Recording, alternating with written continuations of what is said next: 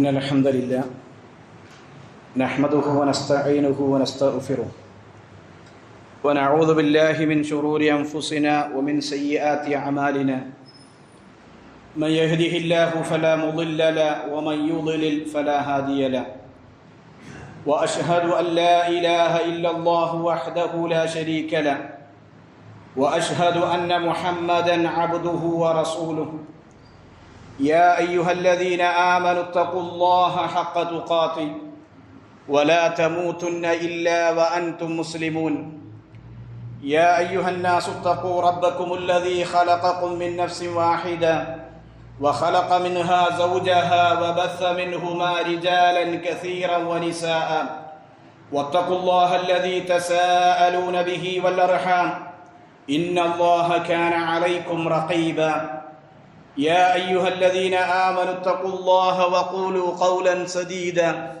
يصلح لكم أعمالكم ويغفر لكم ذنوبكم ومن يطع الله ورسوله فقد فاز فوزا عظيما أما بعد فإن خير الكلام كلام الله وخير الهدي هدي محمد صلى الله عليه وسلم وشر الأمور محدثاتها وكل محدثة بدعة وكل بدعة ضلالة وكل ضلالة في النار.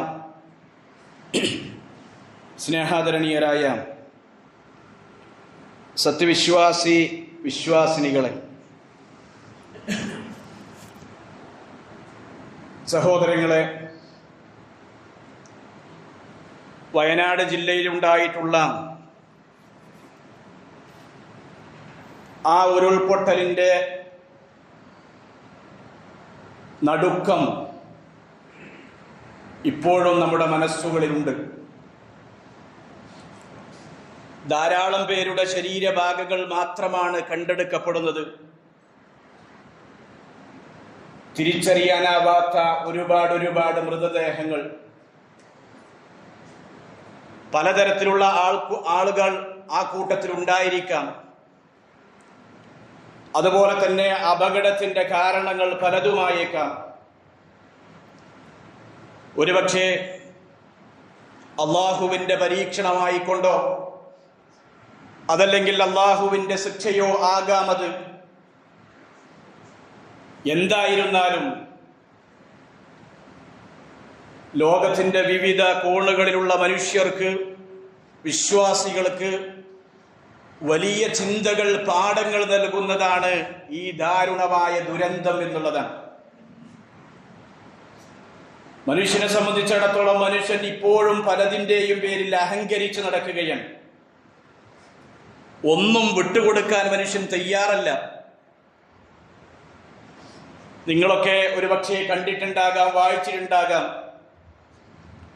ഉരുൾപൊട്ടലിൽ ഒലിച്ചുപോയ ഒരു അലമാരയിൽ നിന്ന് ലഭിച്ച ഒരു പരാതിക്കത്ത് സോഷ്യൽ മീഡിയകളിലൂടെ നാം വായിക്കുകയുണ്ടായി, അതല്ലെങ്കിൽ നാം കാണുകയുണ്ടായി. രണ്ട് വീട്ടുകാർ തമ്മിലുള്ള വഴിതർക്കത്തിന്റെ പേരിലാണ് ആ പരാതി ഉണ്ടായിരുന്നത്. ആ രണ്ട് വീട്ടുകാരും ഒരുപക്ഷെ ആ ദുരന്തത്തിൽ പെടേണ്ടവരായിരുന്നു. പക്ഷേ അള്ളാഹുവിന്റെ അപാരമായ അനുഗ്രഹത്താൽ ആ രണ്ട് വീട്ടുകാരും രക്ഷപ്പെട്ടിട്ടുണ്ട്. പക്ഷേ എന്തൊന്നിന്റെ പേരിലാണോ അവർ തർക്കം നടത്തിയത്, ആ വഴി ഇന്ന് നിരപ്പായ ഭൂമിയായി, ദുരന്ത ഭൂമിയായി കിടക്കുന്ന കാഴ്ചയാണ് വയനാട്ടിൽ നമുക്ക് കാണുവാൻ സാധിക്കുന്നത്. സഹോദരങ്ങളെ, നമുക്കും ചിന്തിക്കാൻ ഒരുപാട് കാര്യങ്ങൾ ഇതിലുണ്ട്. മറ്റുള്ളവരോടുള്ള അഹങ്കാരവും കുശുമ്പും എത്ര നാൾ നാം ബാക്കി നിൽക്കും? ഉറ്റവരോടും ഉടയവരോടും ഇനിയും എത്ര നാൾ തെറ്റി നിൽക്കാൻ കഴിയും? വിദ്വേഷവും പകയുമായി എത്ര നാൾ മനുഷ്യർ നടക്കും? ഈ കാര്യങ്ങളെല്ലാം, അല്ലെങ്കിൽ ഒന്നില്ലെങ്കിൽ നമ്മുടെ പ്രശ്നങ്ങളെല്ലാം പറഞ്ഞു തീർക്കാൻ നമുക്ക് സമയം ലഭിക്കുമെന്ന് എന്തുറപ്പാണുള്ളത്? പരസ്പരമുള്ള അഹന്തയും അഹങ്കാരവും ഒക്കെ. അതുകൊണ്ട് തന്നെ വിശ്വാസികളായ നാം ഒരിക്കലും അഹങ്കാരവും അഹന്തയും വെടിഞ്ഞ് വിനയാനിതരായിരിക്കുവാൻ വേണ്ടി ശ്രദ്ധിക്കുകയും പരിശ്രമിക്കുകയും ചെയ്യേണ്ടതുണ്ട്.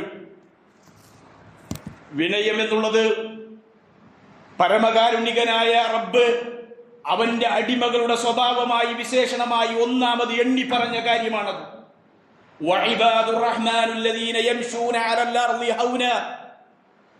പരമകാരുണികന്റെ അടിമകൾ, ദാസന്മാർ, അവർ ഭൂമിയിലൂടെ നടക്കുന്നവർ വിനയാന്വിതരായി കൊണ്ടായിരിക്കും അവർ ഭൂമിയിലൂടെ നടക്കുക എന്നുള്ളതാണ്. പരമകാരുണികന്റെ അടിമകൾ അള്ളാഹുവിനോടും അതുപോലെ തന്നെ മനുഷ്യരോടും ജനങ്ങളോടും വിനയാനിതരായിരിക്കുമെന്നാണ്. അതുകൊണ്ട് വിശ്വാസികളായ മനുഷ്യരായ നാം ഓരോരുത്തരും അഹങ്കാരം വെടിഞ്ഞ് മറ്റുള്ളവരോട് വിനയം കാണിച്ചാൽ നമുക്കൊന്നും നഷ്ടപ്പെടാനില്ല. കാരണം വിനയമെന്നുള്ളത് വലിയ ഗുണങ്ങളിൽപ്പെട്ട ഒരു ഗുണമാണ്. അതുകൊണ്ട് നമുക്കുണ്ടാകുന്ന നേട്ടം എന്താണ്? വിനയം കാണിക്കുന്നതിലൂടെ നമുക്കുണ്ടാകുന്ന ലാഭം എന്താണ്? റസൂലുള്ളാഹി സ്വല്ലല്ലാഹു അലൈഹി വസല്ലം കൃത്യമായി അത് പറഞ്ഞു തന്നിട്ടുണ്ട്. അല്ലാഹു സുബ്ഹാനഹു വ തആലയുടെ അടുക്കൽ അവന്റെ പദവി ഉയർത്തപ്പെടുമെന്നാണ്. നബി സല്ലല്ലാഹു അലൈഹി വസല്ലം ഒരു ഹദീസിൽ 3 കാര്യങ്ങൾ പറഞ്ഞു. മാ നഖസത് സദഖത്തും മിൻ മാലിൻ, ഒരാളുടെയും ദാനധർമ്മം അയാളുടെ സമ്പത്തിന് കുറവ് വരുത്തുകയില്ല. അള്ളാഹുവിന്റെ മാർഗത്തിൽ ചിലവഴിക്കുമ്പോ, ദാനധർമ്മങ്ങൾ നൽകുമ്പോ അത് അയാളുടെ സമ്പത്തിൽ കുറവുണ്ടാക്കുകയില്ല. രണ്ടാമത് റസൂലുള്ളാഹി പറഞ്ഞത് വമാ സാദല്ലാഹു അബ്ദൻ ബിഅഫവിൻ ഇല്ലാ ഇസ്സ, ഒരാൾ മറ്റൊരാളോട് വിട്ടുവീഴ്ച കാണിക്കുമ്പോ അതിലൂടെ അള്ളാഹു അവന്റെ പ്രതാപം, അവന്റെ ഇസ്സത്ത്, അവന് പ്രതാപം ഉണ്ടാക്കുകയില്ലാതെ മറ്റൊന്നും ചെയ്യുകയില്ല. മൂന്നാമത് റസൂലുള്ളാഹി സ്വല്ലല്ലാഹു അലൈഹി വസല്ലം പറഞ്ഞത് വമാ തവാദഅ അഹദുൻ ലില്ലാഹി ഇല്ലാ റഫഅഹു അല്ലാഹ്, ഒരാൾ അല്ലാഹുവിന് വേണ്ടി വിനയം കാണിച്ചാൽ, അല്ലാഹുവിന് വേണ്ടി വിനയാനിതനായാൽ അല്ലാഹു അവന്റെ പദവി ഉയർത്തുകയില്ലാതെ മറ്റൊന്നുമല്ല എന്ന് റസൂലുള്ളാഹി സ്വല്ലല്ലാഹു അലൈഹി വസല്ലം അവിടുന്ന് പറഞ്ഞു തന്നു. അബൂബക്കർ സിദ്ദീഖ് റളിയല്ലാഹു അൻഹു പറഞ്ഞതായി കാണാം. അദ്ദേഹം പറയുകയാണ് വജദ്നാ അൽ കറമ ഫി തഖ്വ, തഖ്വയിൽ ഞങ്ങൾ ഔദാര്യത്തെ കണ്ടിരുന്നു, അഥവാ സൂക്ഷ്മതയിൽ ഔദാര്യത്തെ ഞങ്ങൾ കണ്ടെത്തിയിരുന്നു. വൽ ഖൈനാ ഫിൽ യഖീൻ, ദൃഢമായ വിശ്വാസത്തിൽ ഐശ്വര്യത്തെ ഞങ്ങൾ കണ്ടെത്തിയിരുന്നു. വശറഫി ഫി തവാളു, വിനയം കാണിക്കുന്നതിൽ മഹത്വവും അതുപോലെ തന്നെ ശ്രേഷ്ഠതയും ഞങ്ങൾ കണ്ടെത്തിയിരുന്നു എന്ന് അബൂബക്കർ സിദ്ദീഖ് റളിയല്ലാഹു അൻഹു പറയുകയാണ്. എന്നാൽ ആ വിനയത്തിന്റെ നേരെ ഓപ്പോസിറ്റാണ്, വിനയത്തിന്റെ നേരെ വിപരീതമാണ് അഹങ്കാരം എന്ന് പറയുന്നത്, അഹന്ത എന്ന് പറയുന്നത്. വിനയം കൈമുതലായവർക്ക് മാത്രമേ അഹങ്കാരത്തെ ജീവിതത്തിൽ നിന്നും ഒഴിച്ചു നിർത്താൻ, മാറ്റി നിർത്താൻ സാധിക്കുകയുള്ളൂ എന്നാണ്. മാലിക് ബിൻ ദീനാർ റഹിമഹുല്ലാഹ് പറയുകയുണ്ടായി, യഹ്ബി സലാസൻ ബി സലാസ, 3 കാര്യങ്ങൾക്ക് പകരമായി നീ 3 കാര്യങ്ങൾ ശ്രദ്ധിക്കണം. 3 കാര്യങ്ങൾക്ക് പകരമായി 3 കാര്യങ്ങൾ നീ പ്രത്യേകം പിടിച്ചു വെക്കണം, അത് നിന്റെ ശ്രദ്ധയിൽ ഉണ്ടാകണം. ഒന്ന് എന്നാൽ ഹത്താ തകൂന മിനൽ മുഅ്മിനീൻ, നിനക്ക് വിശ്വാസികളുടെ കൂട്ടത്തിൽ പെടാം, വിശ്വാസികളുടെ കൂട്ടത്തിൽ നിനക്ക് അകപ്പെടാം. ഏതൊക്കെയാണ് ആ 3 കാര്യങ്ങൾ? 3 കാര്യങ്ങൾ കൊണ്ട് 3 കാര്യങ്ങളെ തടയേണ്ടത്. ഒന്ന് അൽ കിബ്റു ബിത്തവാദു, വിനയം കൊണ്ട് അഹങ്കാരത്തെ തടയാൻ കഴിയണം. രണ്ടാമത്തത് വൽ ഹിർസു ബിൽ ഖനാഅ, ഉള്ളത് കൊണ്ട് തൃപ്തിപ്പെട്ട് അഥവാ സംതൃപ്തമായ ജീവിതം നയിച്ച് അത്യാർത്തിയെ തടയാൻ കഴിയണം.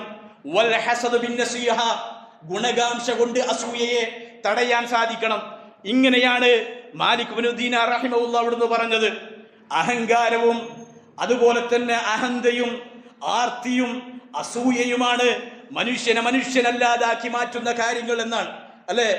ഇന്ന് ഭൂരിഭാഗം മനുഷ്യരും ഇവയുടെ പിടിയിലാണ്, ഇവയ്ക്ക് കീഴിലാണ്.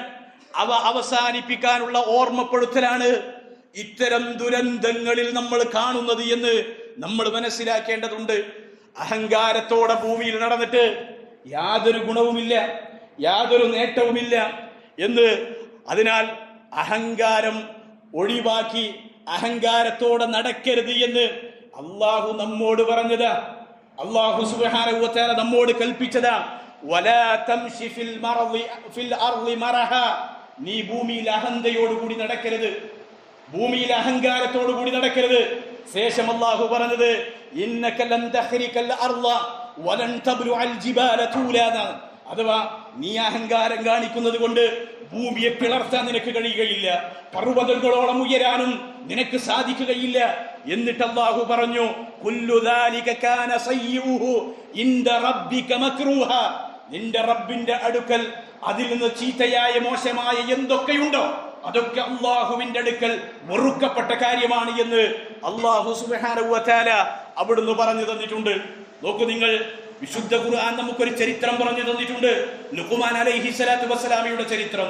അദ്ദേഹത്തിന്റെ മകന് ചെറിയ കുട്ടിയായിരിക്കുമ്പോൾ നൽകിയ ഉപദേശങ്ങൾ വിശുദ്ധ ഖുർആൻ പഠിപ്പിച്ചു തന്നപ്പോ ലുഖ്മാൻ അലൈഹി സ്വലാത്തു വസ്സലാം തന്റെ മകന് നൽകിയ കൂട്ടത്തിൽ ഒരു ഉപദേശം കാണാം. വലാ തുസഖിർ ഖദ്ദക ലിന്നാസി വലാ തംശി ഫിൽ അർളി മറഹ, നിന്റെ കവിള് നീ ആളുകളോട് കൊട്ടരുത്, ആളുകളെ ചെറിയവരായി നീ കാണരുത്.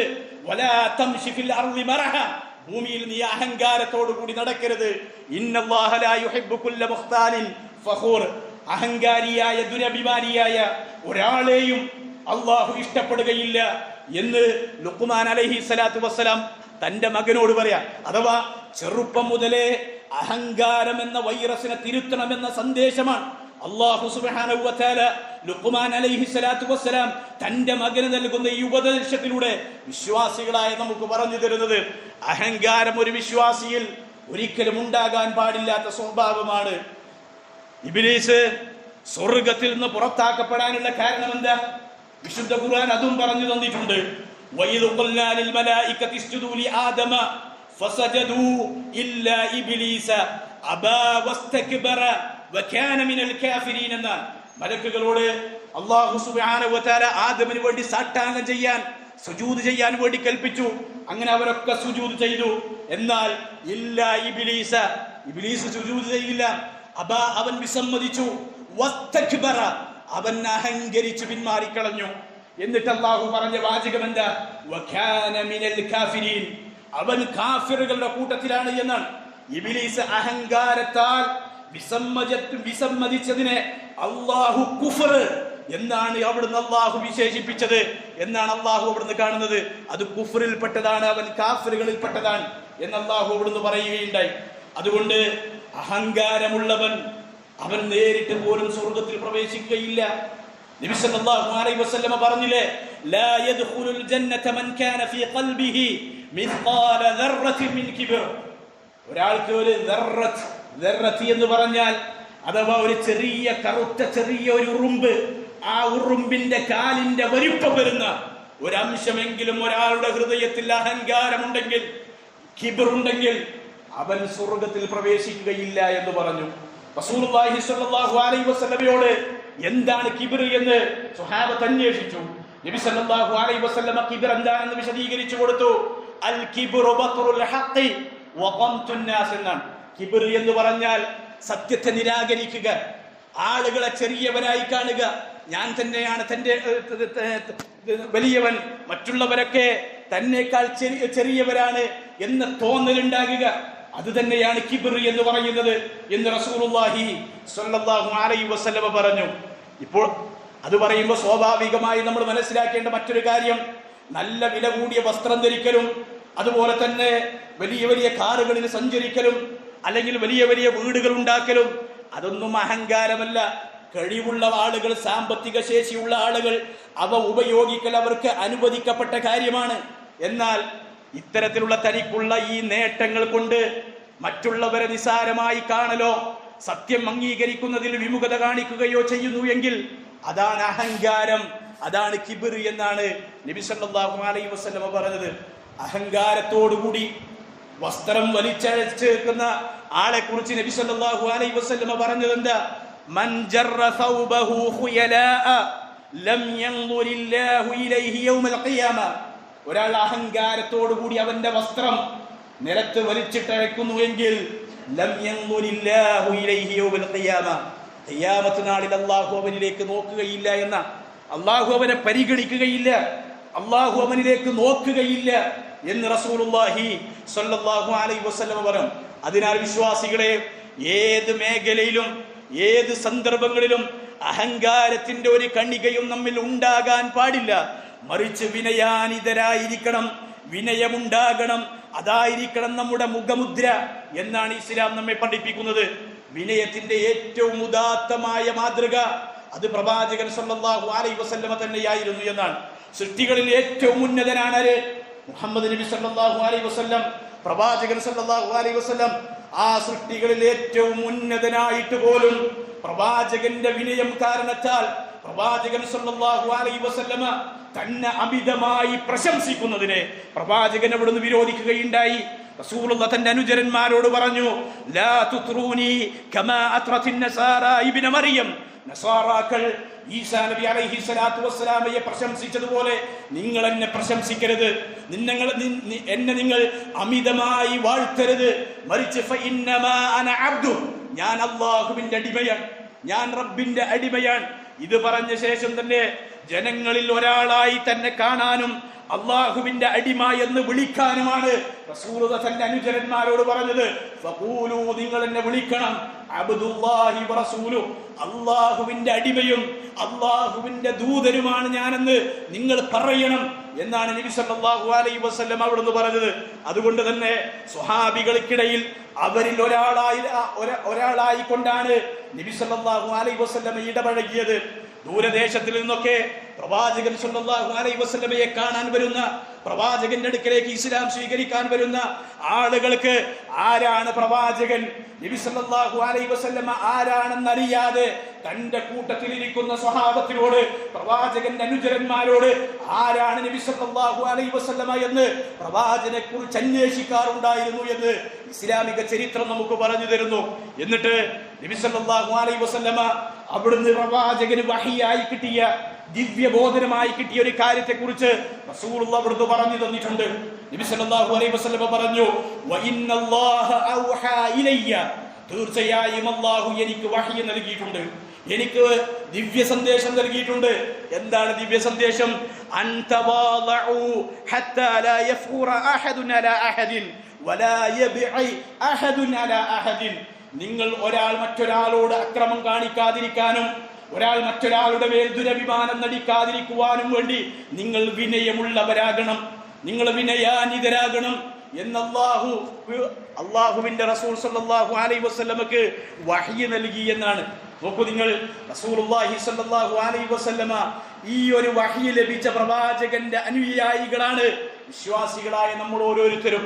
അതുകൊണ്ട് ഒരിക്കലും വിശ്വാസികളിൽ അഹങ്കാരം ഉണ്ടാകരുത്, വിനയമായിരിക്കണം നമുക്കുണ്ടാകേണ്ടത് എന്നാണ്. നമ്മുടെ മുൻഗാമികളെല്ലാം വിനയത്തിന്റെ ശ്രേഷ്ഠമായ ഗുണമായി വിനയത്തെ ഏറ്റവും ശ്രേഷ്ഠമായ സ്വഭാവമായി ഗുണമായി കണ്ടതാണ്. അവർ പരസ്പരം വിനയം കൊണ്ട് ഉപദേശിക്കാറുണ്ടായിരുന്നു എന്നാണ്. നോക്കൂ നിങ്ങൾ, മഹാനായ സ്വഹാബി ജരീർ ഇബ്നു അബ്ദില്ലാഹ് റളിയല്ലാഹു അൻഹുമ അദ്ദേഹം പറയുകയാണ്, ഒരിക്കൽ ഖാല ലീ സൽമാൻ റളിയല്ലാഹു അൻഹു, സൽമാൻ അൽ ഫാരിസി റളിയല്ലാഹു അൻഹു എന്നോട് പറഞ്ഞു. ആരോട്?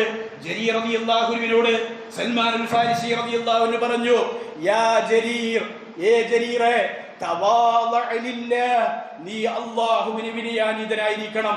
ഫഇന്നഹു മൻ തവാളഅ ലില്ലാഹി ഫിദ്ദുനിയ റഫഅഹു അല്ലാഹു യൗമൽ ഖിയാമ. ആരെങ്കിലും ഈ ദുനിയാവിൽ അല്ലാഹുവിന് വേണ്ടി വിനയം കാണിച്ചാൽ, അല്ലാഹുവിന് വേണ്ടി വിനയാനിതരായാൽ, അല്ലാഹു ഖിയാമത്ത് നാളിൽ അവന്റെ പദവി ഉയർത്തുമെന്ന് റസൂലുള്ളാഹി സ്വല്ലല്ലാഹു അലൈഹി വസല്ലമയുടെ സ്വഹാബിയായ സൽമാനുൽ ഫാരിസി റളിയല്ലാഹു അൻഹു ജരീർ റളിയല്ലാഹു അൻഹു നൽകിയ ഉപദേശമായി അവിടുന്ന് നമുക്ക് കാണുവാൻ സാധിക്കും. നമ്മുടെ ഉമ്മയായ ഉമ്മഹാത്തുൽ മുഅ്മിനീങ്ങളിൽപ്പെട്ട ഐഷ റളിയല്ലാഹു അൻഹ പറഞ്ഞു, ഇന്നകും ലതഅഫലൂന അൻ അഫ്ളലിൽ ഇബാദാതിനാ, നിങ്ങൾ തീർച്ചയായും നിങ്ങൾ ഇബാദത്തുകളുടെ കൂട്ടത്തിൽ ഏറ്റവും ശ്രേഷ്ഠകരമായ ഇബാദത്തിനെ സംബന്ധിച്ച് നിങ്ങൾ അശ്രദ്ധയിലാണ് നിങ്ങൾ ശ്രദ്ധയില്ലാത്തത്. എന്നിട്ട് എന്താണ് ആ ഏറ്റവും വലിയ ഇബാദത്ത്? ഐഷ റളിയല്ലാഹു അൻഹ പറയാ, അത്തവാദു, അത് വിനയമാണ്. ഇബാദത്തുകളിൽ വെച്ച് ഏറ്റവും ശ്രേഷ്ഠകരമായ അഫ്ളലായ ഒരു കാര്യത്തെ സംബന്ധിച്ച് നിങ്ങൾ അശ്രദ്ധരാണ്. ഏതാണ് ആ കാര്യം?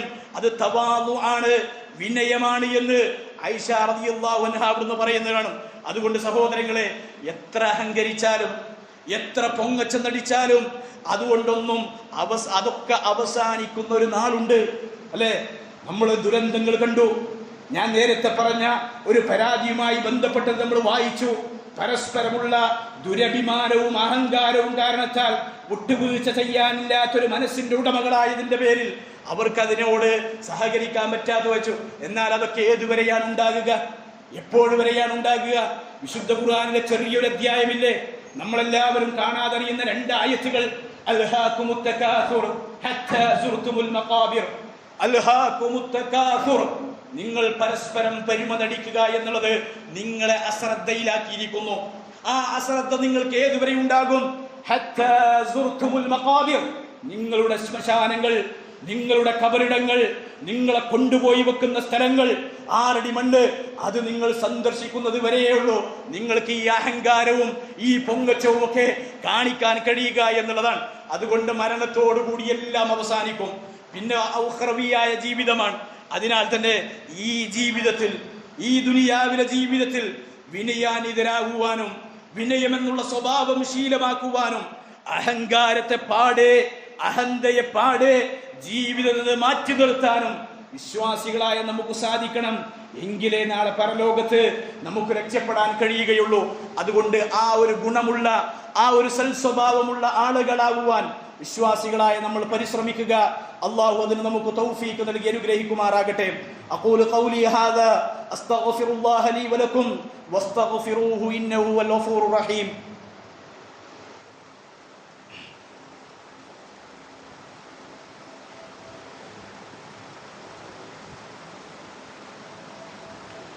അൽഹംദുലില്ലാഹ് വസ്സലാത്തു വസ്സലാമു അലാ റസൂലില്ലാഹ് വഅലാ ആലിഹി വഅസ്ഹാബിഹി അജ്മഈൻ, അമ്മാ ബഅദ്. സഹോദരങ്ങളെ, ദുരന്തഭൂമി നമ്മുടെ മനസ്സിലേക്ക് പലതും കൊണ്ടുവരുമ്പോൾ നാം മുറുകെ പിടിക്കേണ്ട മറ്റൊരു കാര്യമാണ്, ഒരു സ്വഭാവമാണ് ക്ഷമ എന്ന് പറയുന്നത്. ക്ഷമ. പരീക്ഷണങ്ങൾ അത് തുടരെ ഉണ്ടാകും. പ്രയാസങ്ങളും ബുദ്ധിമുട്ടുകളും അതുപോലെ തന്നെ മറ്റുള്ള കാര്യങ്ങളൊക്കെ ജീവിതത്തിൽ തുടരെ വന്നുകൊണ്ടിരിക്കും. ആ സമയത്തൊക്കെ ക്ഷമിക്കാൻ സാധിക്കുക, ക്ഷമയുള്ളവരാകുക എന്നതാണ്. അതൊരിക്കലും നമ്മുടെ മനസ്സിനെ തളർത്തുന്ന, അല്ലെങ്കിൽ ഇത്തരത്തിലുള്ള പരീക്ഷണങ്ങൾ നമ്മുടെ മനസ്സിനെ തളർത്തുന്ന അവസ്ഥയിലേക്ക് എത്താൻ പാടില്ല.